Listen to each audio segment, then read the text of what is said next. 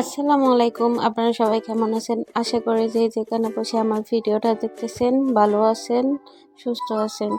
আজকে আমি আপনাদের জন্য আরও একটা রেসিপি নিয়ে চলে আসলাম। আজকের রেসিপিটা হচ্ছে ভিন্ন রকমের। আপনারা দেখতেই পাচ্ছেন আমি লাউ দিয়ে আজকে মুরগির মাংস রান্না করব। তো আমি বরাবরই আমার চ্যানেলে আমি চেষ্টা করি ভিন্ন রকম সহজভাবে বিভিন্ন ধরনের মজাদার রেসিপিগুলো শেয়ার করার জন্য।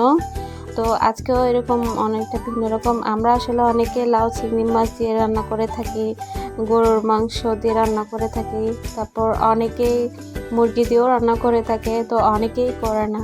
তো আজকে আমি একদম ভিন্ন রকমে, আপনারা দেখতেই থাকুন।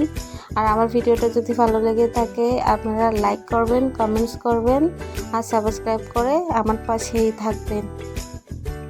দেখতে থাকুন। আমি লাউয়ের খোসা ছাড়া নিচ্ছি। লাউয়ের খোসা ছাড়ানোর পর আমি সুন্দর করে এটা কেটে নিব।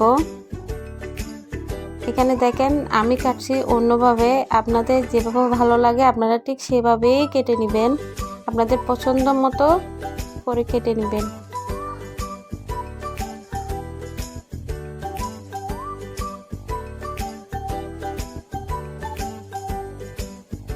অনেক মজাদার একটা রেসিপি, এটা আসলে খুবই মজাদার। আপনারা বাসায় ট্রাই করবেন। আপনারা ট্রাই করে কেমন হয় আমাকে কমেন্ট বক্সে জানাবেন।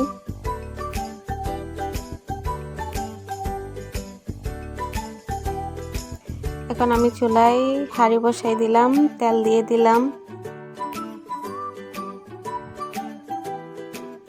আমার তেল গরম হয়ে আসলে আমি একে একে সব উপকরণগুলো দিতে থাকবো। এখন সবার আগে আমি রসুন দিয়ে দিব। রসুনগুলো আমি আসলে আস্ত রসুনগুলো একটু ভেঙে দিছি।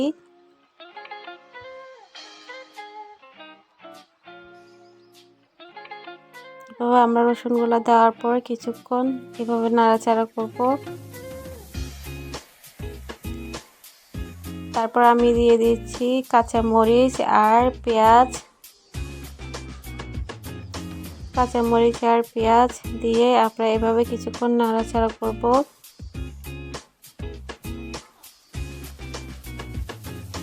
তারপর আমরা দিয়ে দিব পরিমাণ মতো লবণ। যার যেভাবে ভালো লাগে পছন্দ মতো যে যেভাবে লবণ খান সেভাবে লবণ দিয়ে দিবেন।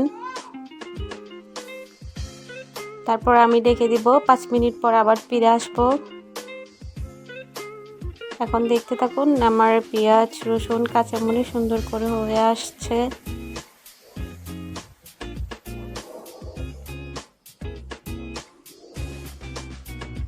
এখন আমি দিয়ে দিব এই টুকরো করে রাখা মুরগির মাংসগুলা।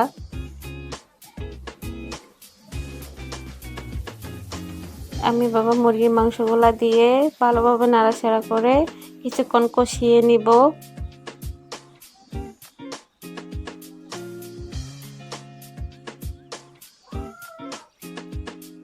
এভাবে আমি কিছুক্ষণ কষিয়ে নিব।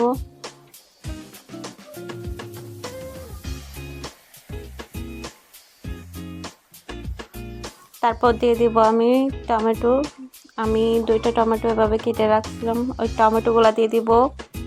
টমেটোগুলা দিয়েও কিছুক্ষণ নাড়াচাড়া করব যাতে টমেটোগুলো সুন্দর করে হয়ে যায়। হয়ে যাওয়া পর্যন্ত আমরা অপেক্ষা করব।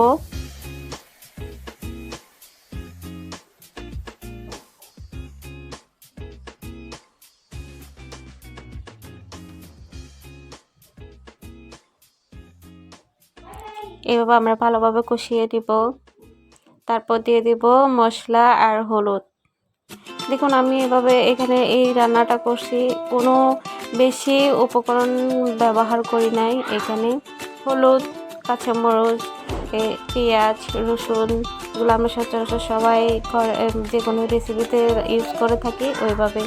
তো এখন আমি কেটে রাখা লাউগুলা দিয়ে দিব। এখন আমি লাউগুলা দিয়ে, তো এখানে আমি কোনো পানি ইউজ করি নাই এখানে কোনো, কারণ আপনারা সবাই জানেন লাউ থেকে এক্সট্রা পানি বের হয়ে যায়। তো আমি অল্প আছে এই লাউটা রান্না করব একদম পানি ছাড়া। তো এইভাবে নাড়াচাড়া করে দিয়ে আমি ঢেকে দিব। তারপর অল্প আছে আপনি 20টা মিনিট রান্না করবেন, সুন্দর করে হয়ে যাবে। তো আমার রেসিপিটা যদি ভালো লেগে থাকে লাইক করবেন, কমেন্ট করবেন এবং সাবস্ক্রাইব করে আমার পাশে থাকবেন। আল্লাহ হাফেজ, আসসালামু আলাইকুম।